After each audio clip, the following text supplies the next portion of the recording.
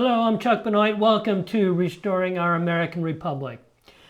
Recently, President Trump had a bit of a verbal tussle with Pope Leo XIV.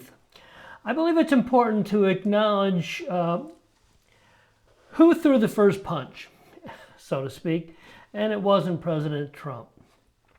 It is worth noting that the Pope erroneously called the Iranian war being about the U.S. against the Iranian population.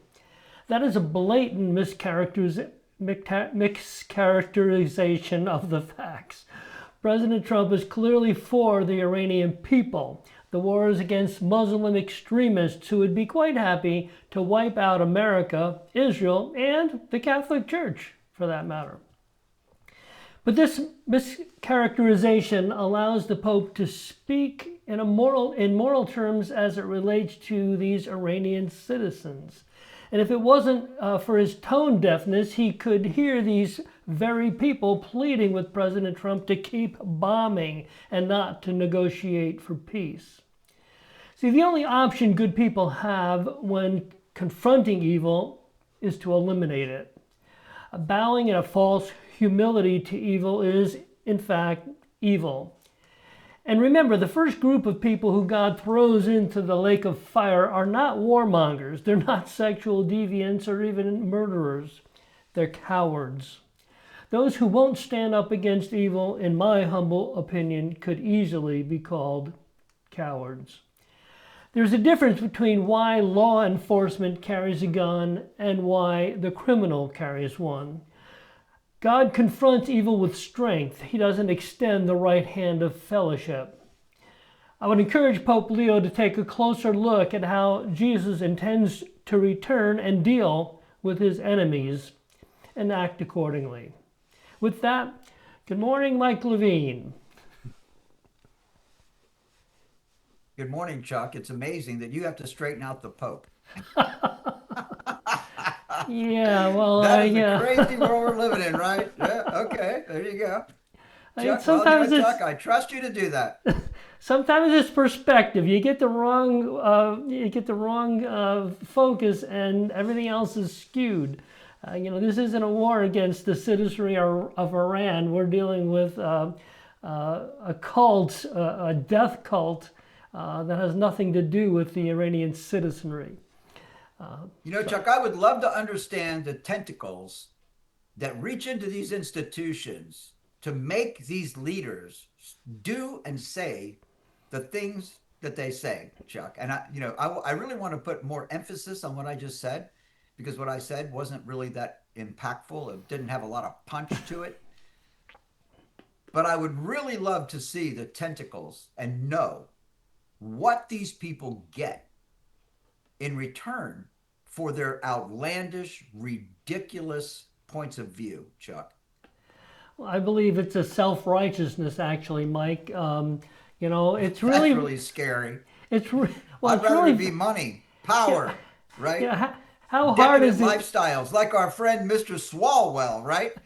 I mean, honestly, this Swalwell guy, man. I mean, have you seen the videos, Chuck? Have you seen the videos of this Eric Swalwell? I've seen Have you seen enough it? to, I've seen enough. Oh man. So I mean, again, we could get in. That's a long story, right? We'll cover it probably never because pretty soon it's going to be irrelevant. This guy's whole entire political career is in the garbage can overnight because of the videos that are circulating. And I'm talking. This is a classic example of a nowhere city councilman in California. That's what he was before the Chinese Communist Party started putting money behind him through the honeypot program with Miss Fang Fang or whatever her name is, right? But this guy sold out his constituents for a decadent lifestyle and got way up the food chain. He was on the Intelligence Committee for the United States of America with one of the highest security clearances available in this country. And this scumbag, right? And I'm not talking, whatever. There's a lot of people that have decadent lifestyles. Obviously, look at the Epstein files, right, as an example. So I'm not excusing what he's about, but I am saying he's not alone, right? But he sold out America for a decadent lifestyle. And now I have the Pope telling us that standing up against evil is wrong. And it's hard for me to connect those dots, Chuck. Yeah, well, again, I think it basically it begins with where is your end game? If your end game is here and your end game is now, then yeah, you don't want anything messing around with your lifestyle. But if your end game is eternity and long-term peace on earth, well, then sometimes you might have to get out of your comfort zone because peace doesn't. Let me just go there because you know what, Chuck, and what I love you, and you know I do, right? But let me give that to you from the Jewish perspective, okay? Because I'm into here and now. I am very much into here and now. And I tell you, you look at the most prominent rabbis in the world. I like Jonathan Sacks. I mean, he's probably my favorite rabbi. He died a few years ago. He's a British guy. And but he said, the interesting thing about Judaism is we don't really talk a lot about the afterlife. We're really about here and now. And what I'm saying to Eric Swalwell right now is no, you're making a mess here and now. Okay? This isn't about, whether you're going to heaven or not, Mr. Swalwell.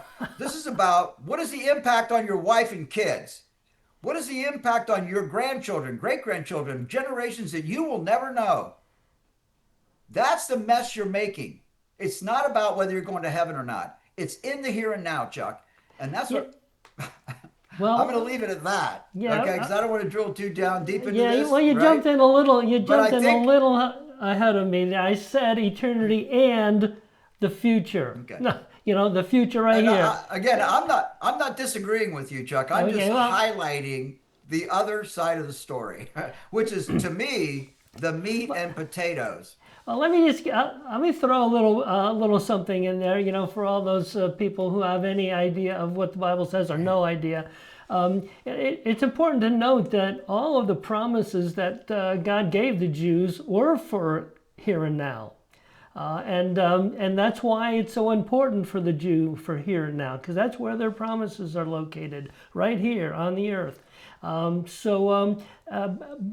what I'm talking about is not necessarily when I talk about eternity. It's certainly eternity is where the Christians' promises are, where you have heavenly promises. But the future, what's happening right here and right now for the future, that's what I was talking about. So hopefully you got that That's great. straightened out.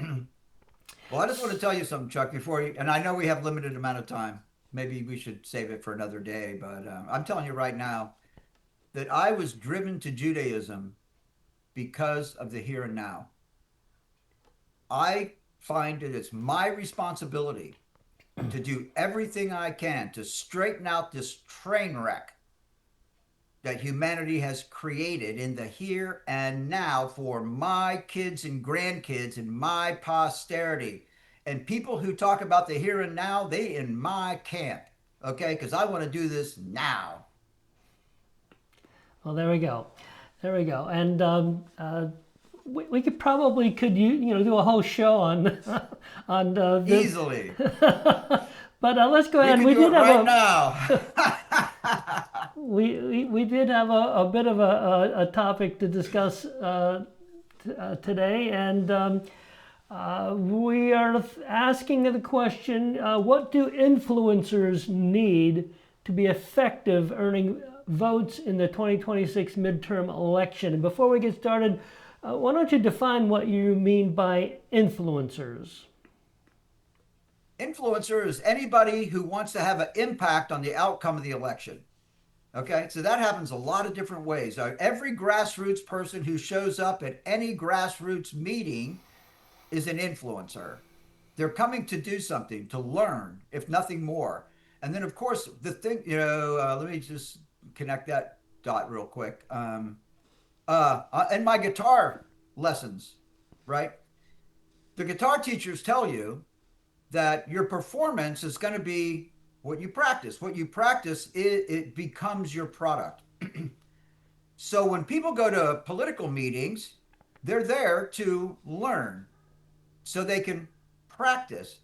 And that sows into every interaction they have with people in their sphere of influence. And we've gone through a lot of that. We're going to continue today. So the answer is Anybody who's interested in politics and makes an effort to learn more about it or to talk to their neighbors about it or to get involved in an organization that supports one point of view or another is an influencer, Chuck.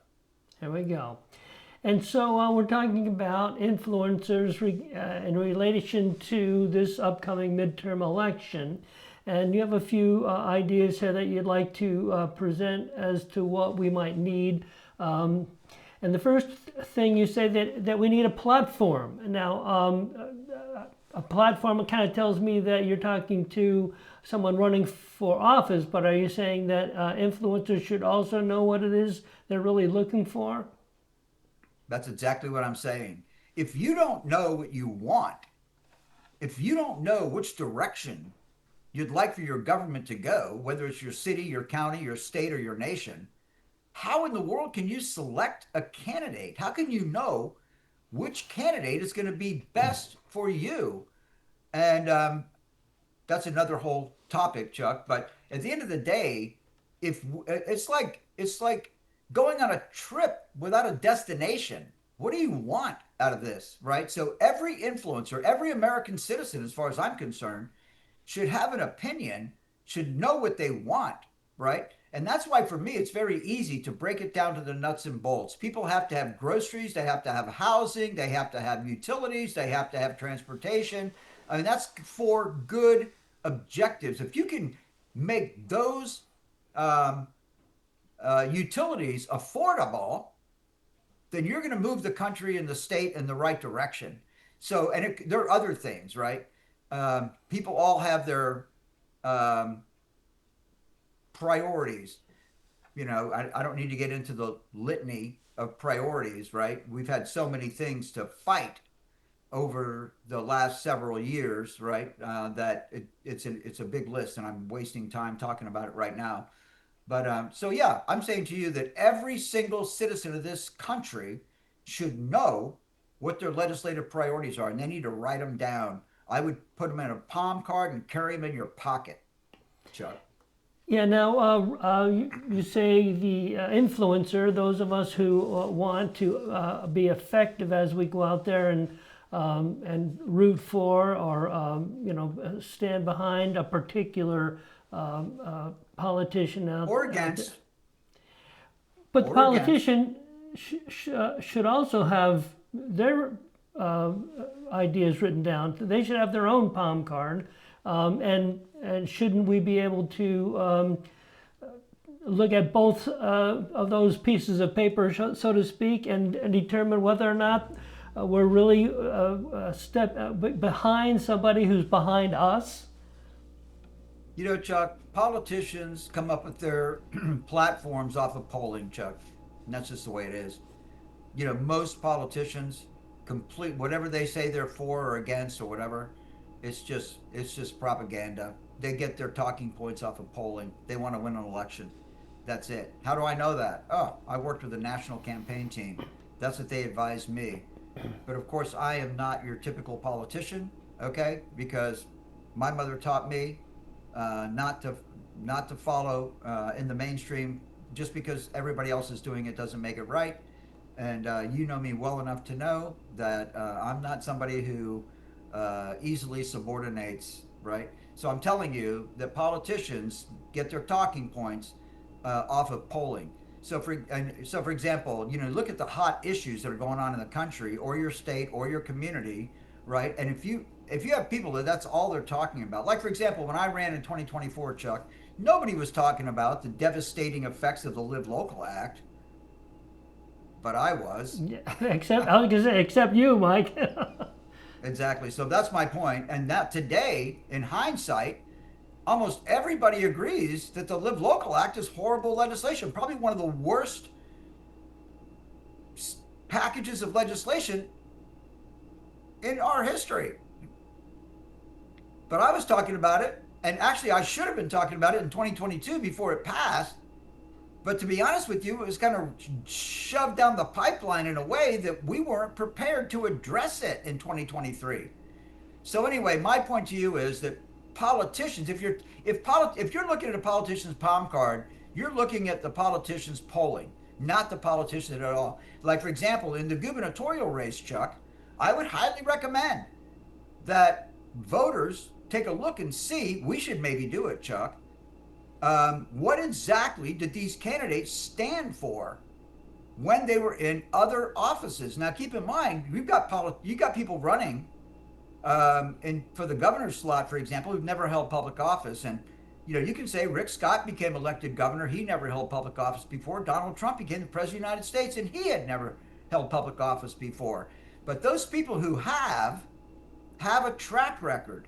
And I'm telling you that if you look at a candidate's track record and their track record doesn't support your values, you can't vote for them. Period. Doesn't make sense to anyway. So I guess my point, what I would do is this point number one is that the influencer himself or herself needs their own platform, even more importantly than whether or not they're totally on board with the campaign or the So politician. let me go a little deeper into that, Chuck. So let me challenge every activist who sees this broadcast. When you go to these meetings, you should utilize the institutional knowledge in the room in order to develop your platform. So you'll go in and say, you know what, I think that I'm really concerned about public education. So go to the meeting and ask questions in the room, because these people are all like-minded, just like you. And you just raise your hand and say, hey, I've got a couple of questions about, I think public education is really important. And this is what really concerns me about public education. Why don't you guys help me create my position on public education? And then be really careful about what those people tell you, because you may not agree with everything in the room. But my experience is that these grassroots organizations are echo chambers. Everybody pretty much agrees on everything from a policy standpoint.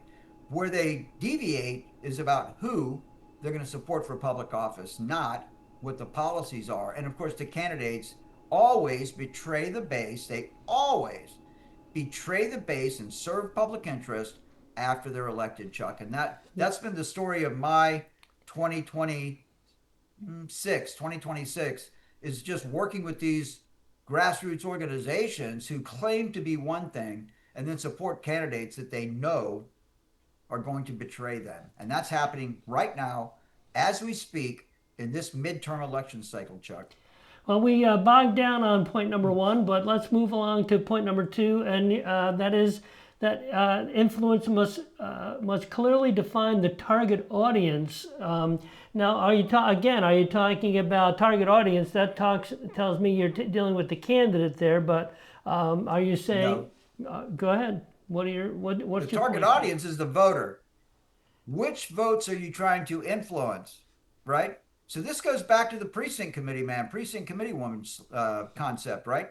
That's why that is. So, for example, that's a great reason. Join the Republican Executive Committee, become a precinct committee man or precinct committee woman, and you know what? The party doesn't want anybody to have a platform. Okay, they don't. They're telling you that. We don't want a platform because we want the legislators who we elect and the executive branch elected officials, we want them to be able to go and do whatever they want. So I'm saying to you that as a precinct committee man or woman, create your own value proposition, put it on a palm card, and get to know people who live in your precinct and hand out your palm cards and just put a little disclaimer. These are my personal point of view. I'm your precinct committee man or precinct committee woman. These are my point of view. This does not reflect the county Republican Executive Committee, but this is what I'm concerned about as your precinct committee man or precinct committee woman. And now you're leading. That is the difference, Chuck, between following and leading. Now you're leading. And when people ask you about the legislative priorities on your palm card, you're going to be passionate about it because they're yours. And you will be able to persuade because they're yours, right? There you go. So that's my point about target audience, Chuck. Yeah. Now, just had a question thrown into our comment section. by John. How do we get the information you're talking about? Where on the web are politicians' track records published in an easily accessible way? I guess my first question is it published in an easily accessible way? Well, you have to know, John.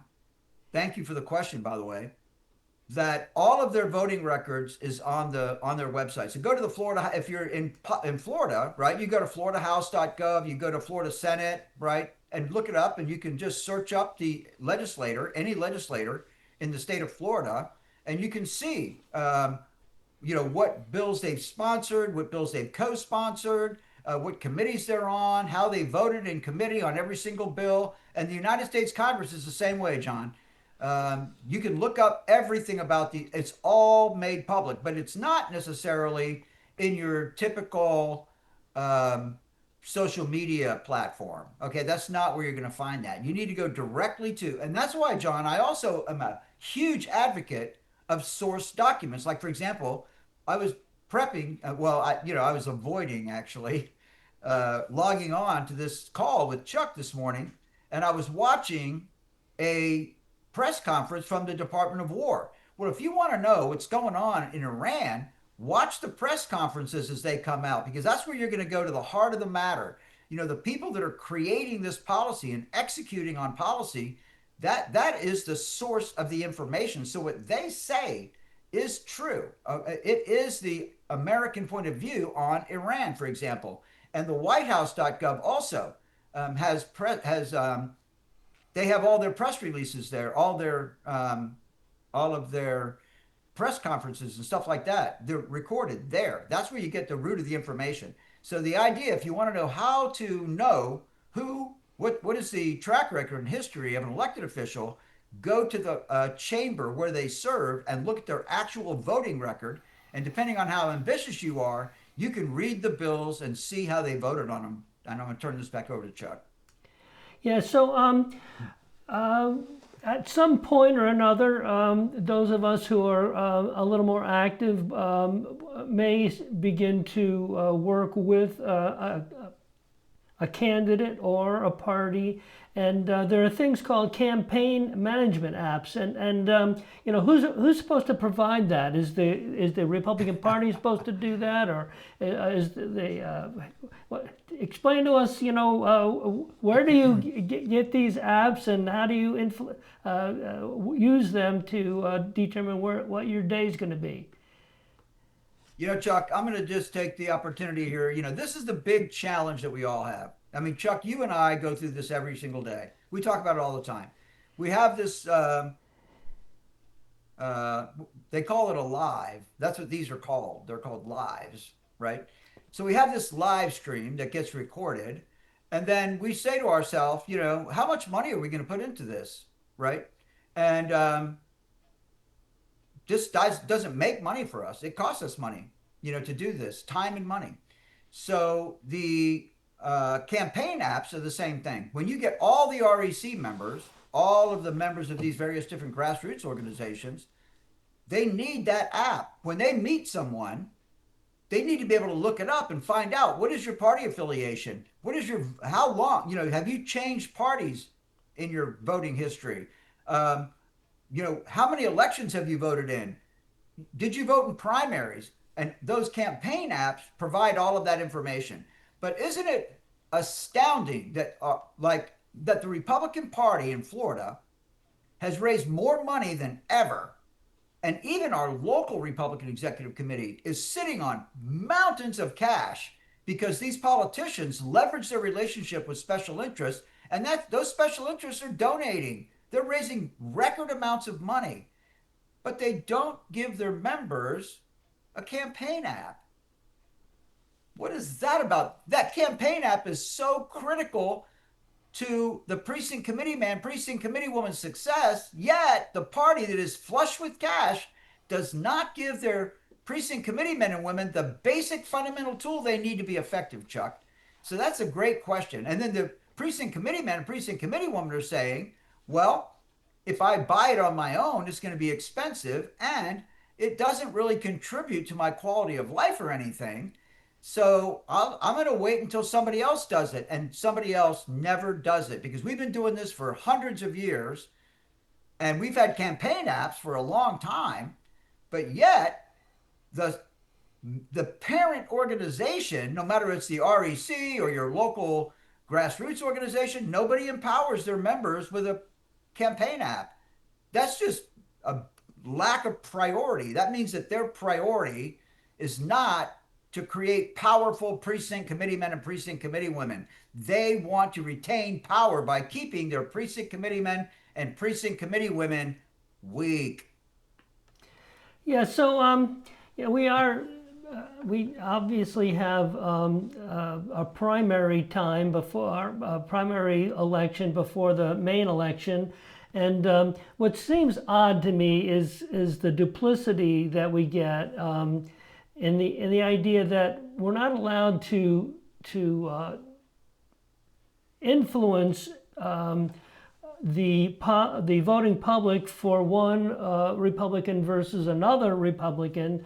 But in the same time, the Republican Party is making it more and more difficult for the average anybody, the average what's the welder guy, Matt the welder, making it difficult for someone like him to even run for office. So where's the duplicity there? Why are we struggling during this primary time to get any kind of information about anybody?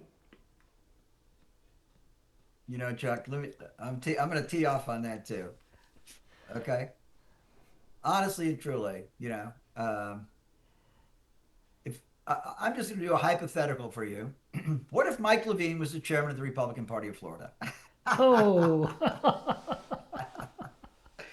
I'm telling you that as soon as election is over, I'm going to be talking to every Republican, whether they're members of the Republican Executive Committee or not, every Republican in every county.